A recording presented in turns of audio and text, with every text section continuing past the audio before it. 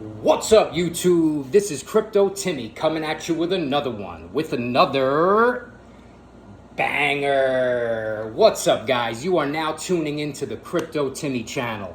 On this channel, guys, we talk all things crypto. We talk about cryptocurrency, and we also throw in a little bit of positivity, positive health, diet, exercise, lifestyle, nutrition, positive and inspiring things like that. But we like to focus on cryptocurrency. That's the main focus of this channel.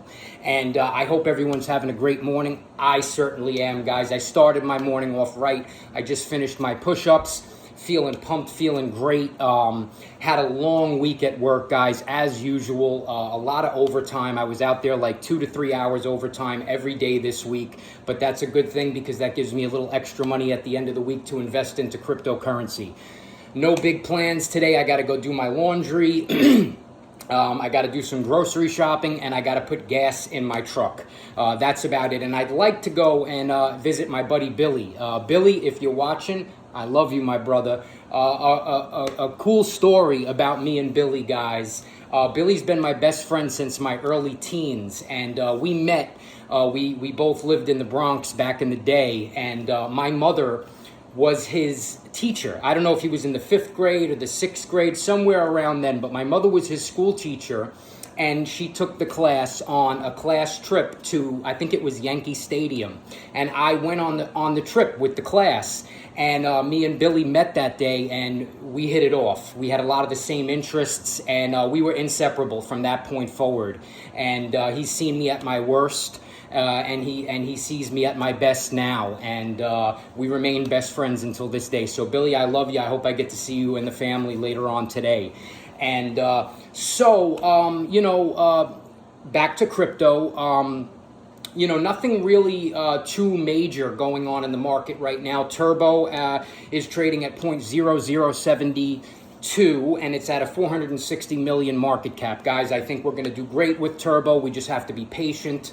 If you're someone who got in on Turbo at a sub 200 million market cap, or even sub 500, which we're at right now, but more so the people that got in at the 100 million, 200 million market cap, be careful, because I don't think that we will ever see our entry points again, to be honest with you.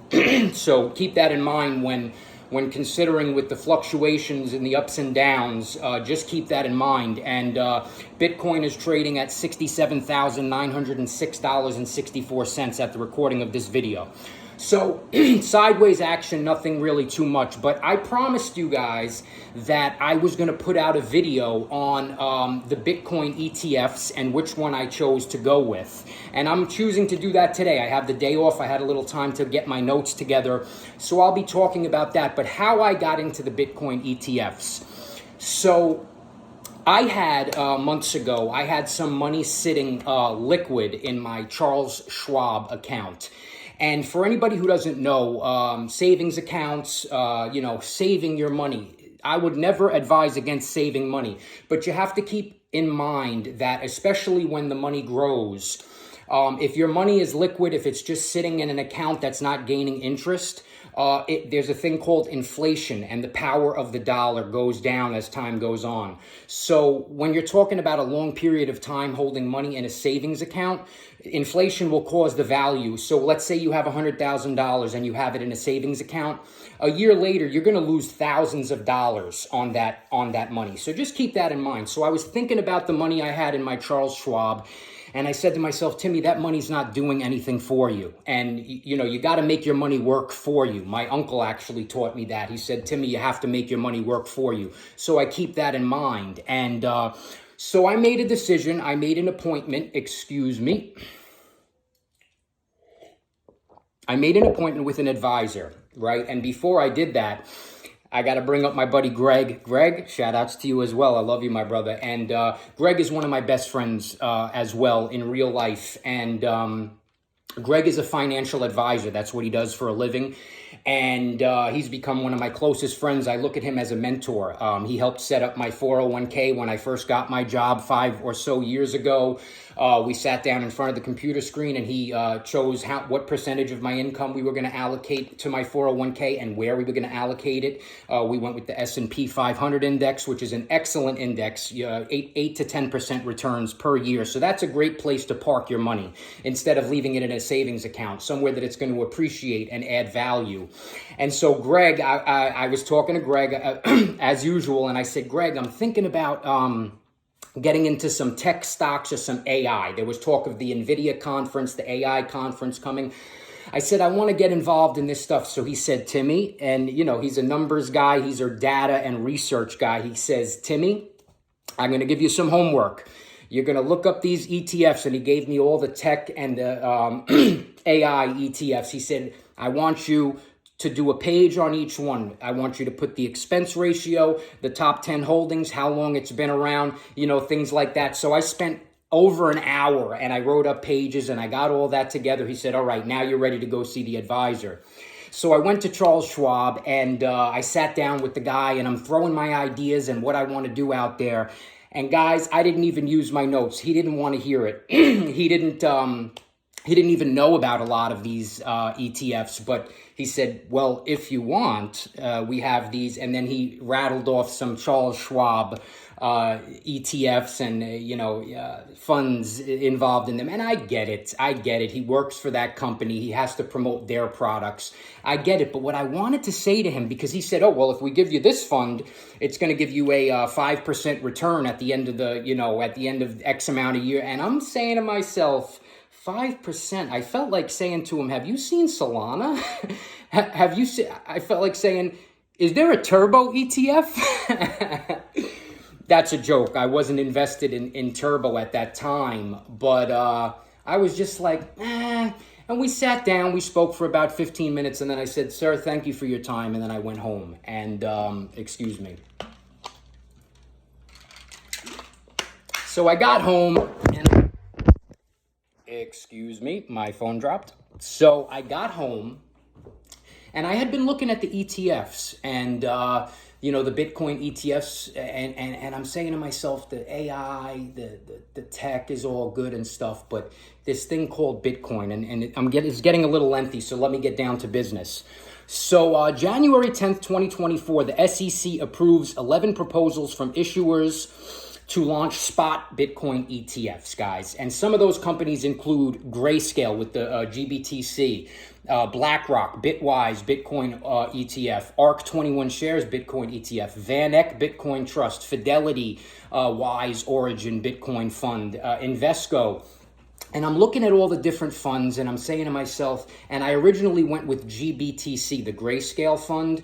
And I said to myself, I looked at the expense ratio because Greg was pointing that out to me. And I said, it's a 1.5%. And that's considerable, guys. That's a large expense ratio. And then I started looking at other ones and the Fidelity, the FBTC stood out to me. It had a 0.25% expense ratio. And I said to myself, I could work with that. Because, guys, you got to keep in mind, with the expense ratio could eat into your capital gains.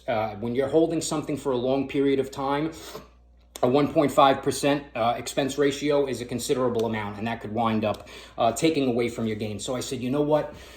Fidelity. And so I went with Fidelity, guys. I went with Fidelity.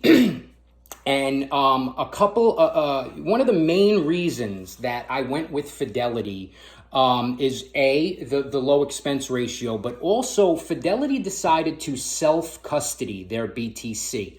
So a small portion of assets are stored online in hot wallets, making them easily accessible for trades and transfers, right? But the majority of the holdings are stored offline in secure cold storage. And that stood out to me. The majority of these ETFs hold their coins on Coinbase, which is cool.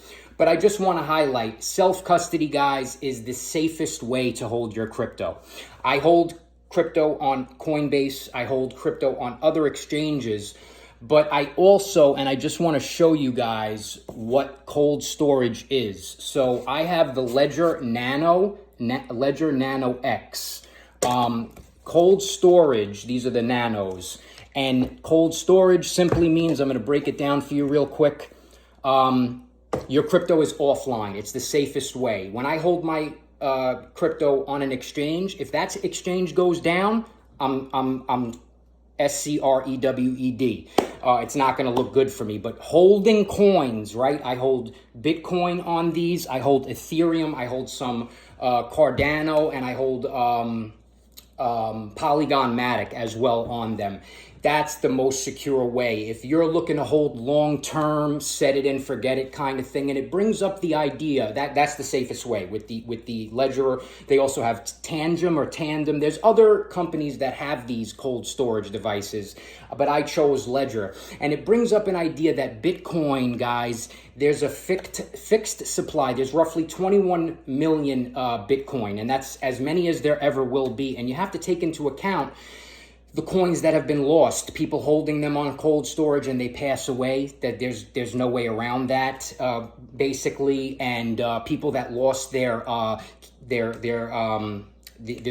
seed phrase, that happens. You got to have a seed phrase. I'm going to do another video on cold storage because I think it's very interesting. It's phenomenal. You hold the asset and nobody is, there's no bank controlling it. Nobody has to know. You can have, large amounts of coins on these things, and it's offline. So that's why I chose Fidelity. And I'm a crypto maxi. I believe in crypto, but the way I see it is the stock exchange is trading it, all the liquidity that's flowing in. That's why we hit the all-time high prior to the Bitcoin halving.